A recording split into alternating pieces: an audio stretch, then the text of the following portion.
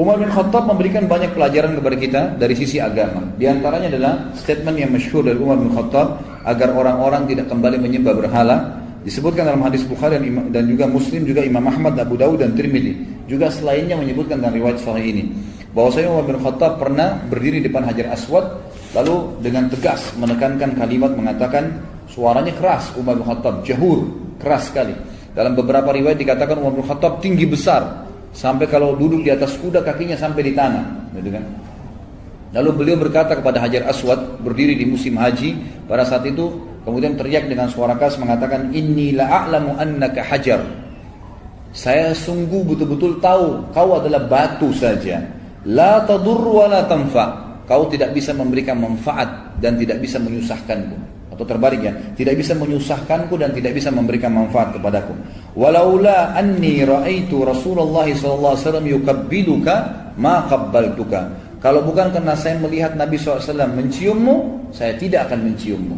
Sebagian ulama menanggapi, di antaranya Nafi', seorang ulama tabi'in, bekas budaknya Abdullah bin Umar radhiyallahu anhu, seorang ulama tabi'in masyhur. Dia mengatakan pada saat itu, ya, orang-orang banyak mendatangi pohon yang digunakan untuk membaiat Nabi SAW di Baiatur Ridwan, ya. Itu di perang Hunain, ya. Pada saat peperangan dulu pasukan muslimin sempat berpencar. Kemudian datanglah Nabi SAW berdiri di bawah sebuah pohon, kemudian dibaiat pada saat itu. Ada juga yang mengatakan yang maksudnya baiat pada saat baiat Nabi SAW, ya, baiat ya di Mekah gitu kan. Tapi intinya ini adalah sebuah baiat pohon yang pernah Nabi SAW berdiri, kemudian disitulah, ya, orang-orang berkumpul pada saat itu. Lalu orang-orang banyak mendatangi tempat tersebut dan mereka sholat di sana. Maka sampai berita kepada Umar, maka Umar menyuruh agar menebang pohon tersebut. Ditebang, karena memang itu bukan berarti harus jadikan sunnah, kecuali Nabi SAW memerintahkannya. Dan ini sudah sering saya titik beratkan. Anda kalau pergi umrah, pergi haji, ingat, Gua Hira itu adalah gua yang Nabi SAW datangin hanya sebelum diturunkannya wahyu. Setelah turun wahyu Iqra bismi rabbikal ladzi khalaq yang pertama, sampai Nabi SAW meninggal, nggak pernah beliau datang lagi di Gua Hira, nggak pernah datang di Gua Hira, nggak pernah beliau khusus memerintahkan para sahabat datang. Sayangnya jemaah haji dan jemaah umrah kita memaksakan diri ke sana.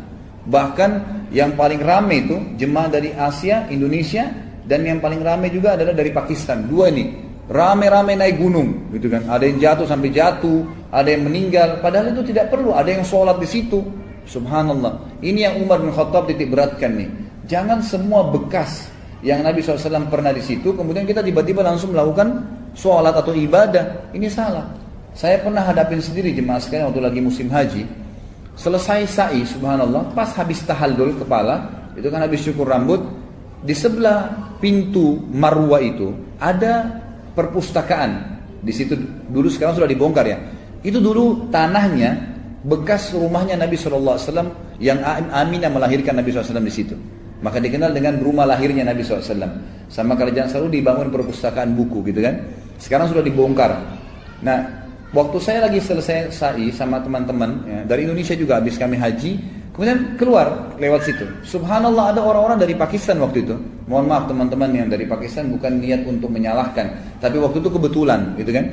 Dari teman-teman dari Pakistan waktu itu lagi sholat, Ka'bah di sebelah kanan mereka. Mereka sholat menghadap ke perpustakaan itu, gitu kan. Lalu saya datang, saya bongkarin. Saya bahasa Arab, saya mengatakan, nah nggak bisa nih dalam bahasa Arab. Nggak bisa, ini kiblat di sana kok sholatnya di sini, ini bukan kiblat, gitu kan. Mereka nggak mau, gitu kan. Lalu kemudian saya ambil kain ihram saya tepuk-tepukin, gitu kan. Minimal ikutin cara Umar lah, gitu kan. Umar bin Khattab itu biasa bawa tongkat malah, gitu kan, dipukulin. Lalu saya pada saat gebukin, mungkin dia pikir saya ini pengurus kali, bubar akhirnya nggak jadi. Tapi sholatnya menghadap rumah itu, bayangkan kejahilannya, gitu kan. Nah tidak, bukan semua bekas yang Nabi SAW pernah ada di situ kemudian dijadikan tempat ibadah. Itu nggak boleh. Kemudian juga disebutkan dalam riwayat lain, Umar bin Khattab pernah selesai sholat, ya, kemudian orang-orang pada buru-buru semuanya sholat di sebuah tempat, gitu kan, di sebuah tempat. Lalu berkatalah Umar bin Khattab, kenapa mereka?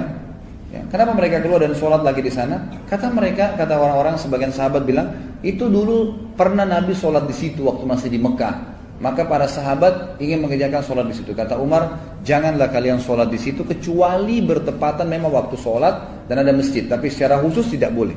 Maka Umar pun radhiyallahu anhu menjelaskan masalah itu kalau tidak boleh orang masuk di situ atau mengerjakan sembarangan ibadah tadi.